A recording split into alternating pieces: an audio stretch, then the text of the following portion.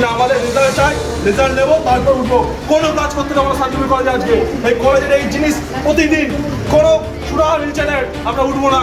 নোটিশে রয়েছে উল্লেখ, কিন্তু কোন কারণে রেজাল্ট ঘোষণা হলো না শান্তিপুর কলেজে? এই নিয়ে চলছে বিক্ষোভ শান্তিপুর কলেজে। চলুন তবে জেনে নেওয়া যাক বিস্তারিত তথ্য। মানে কেন দেওয়া হবে? ডাটা এন্ট্রি যখন হয়নি তাহলে নোটিশটা কি করে হবে যে আজকে রেজাল্টটা দেওয়া হবে? তাহলে গাফিলতিটা কাদের? গাফিলতিটা কাদের? যাকেই বলছে সে বলছে আমার কিছু করার নেই। গাফিলতির মানে যত ভুক্তভোগী স্টুডেন্টরাই হবে। এটা একটা কাজকর্ম চলছে, এটা কি হচ্ছে? এমনিতে পড়াশোনার মান সাইডে রাখলাম, মানে যে রেজাল্ট আমরা পাবো নোটিশ দেওয়া রয়েছে, আমরা সেটাতে এসেছি 8 ঘন্টা অ্যাডভান্স এসেছি, সেইটা 1.5 ঘন্টা বাদে বলা হচ্ছে আজকে দেওয়া হবে না। আবার কি তাহলে এই সাপারারগুলো আমাদের মতো স্টুডেন্টরা হচ্ছে।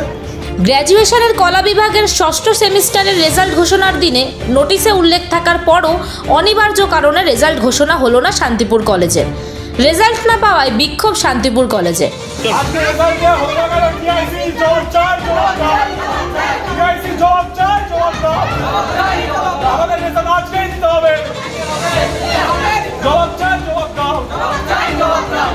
অভিযোগ, 2 সপ্তাহ আগে শান্তিপুর কলেজের তরফ থেকে এক বিজ্ঞপ্তির মাধ্যমে জানানো হয় যে অক্টোবরের 3 তারিখে 6ষ্ঠ সেমিস্টারের ফলাফল ঘোষণা করা হবে।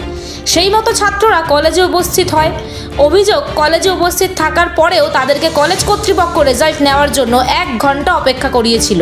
6 সেমিস্টারের রেজাল্ট দেওয়া হবে আজকে, ডেট দিয়েছিল 2 সপ্তাহ আগে দিয়েছে নোটিশ।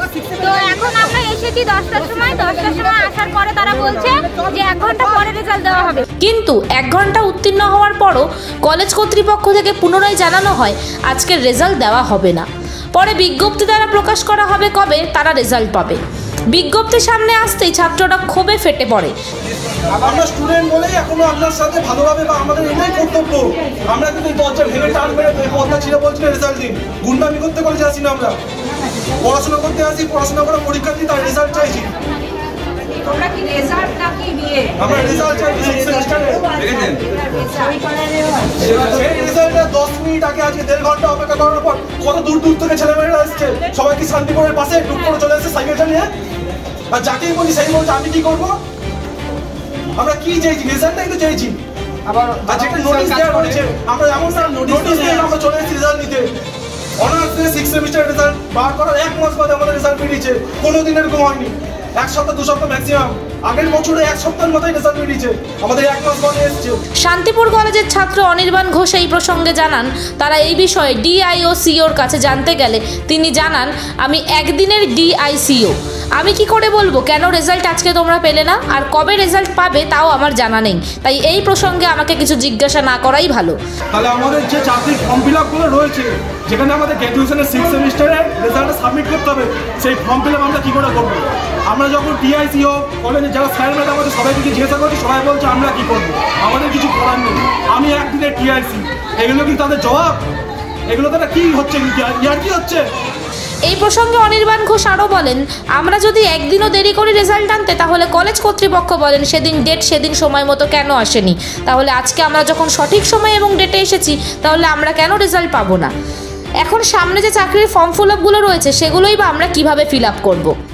আগে থেকে জানতামও না, এখন ডিআইসির সাথে কথা বলছি, মানে ওনাকে ফোনে পাচ্ছি না। এবার আমি তো আর ডিসিশন নিতে পারি না, ডিসিশনটা ওনারাই বলে ঠিক করেছে। দায়িত্ব পরের কথা, একজন অধ্যাপিকা হিসেবে ছাত্রদের যে দাবি সেটা তো মানছেন? সেটা দাবি মানছি, কিন্তু ডিসিশনটা আমার নেওয়ার ক্ষমতার বাইরে। কবে দেওয়া হবে ম্যাডাম, ওনারা সেটাই জানতে চাইছে। সেটা আমি মানে ওরা কালকে জানিয়ে দেবে বলেছে, এবার এটা অফিস করছে ডাটা এন্ট্রি, ওরা জানালো যে কালকে জানিয়ে দেওয়া। লাইনে দাঁড়ানোর পরে দেওয়া হবে না এই সিদ্ধান্ত কেন? আমি তো কিছু করতে পারছি না। যিনি টিআইসি বরাবর দায়িত্বে আছেন তার সঙ্গে কথা বলেছিলেন? হ্যাঁ, টিআইসি ম্যাডাম। টিআইসিকে পাচ্ছি না তো ফোনে।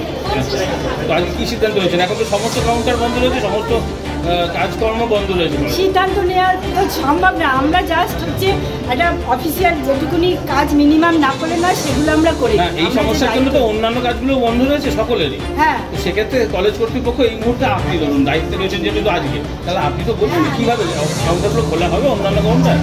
এই তো স্কলারশিপের সয়ের জন্য দাঁড়িয়ে রয়েছে, মেয়েরা পাচ্ছে না, ছেলেরা পাচ্ছে না। হ্যাঁ, সেটা দেখছি ওরা কি করতে পারে। এইগুলো খোলানোর ব্যবস্থা করবেন?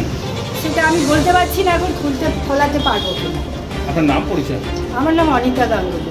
আর দায়িত্বে আজকের ইনচার্জ।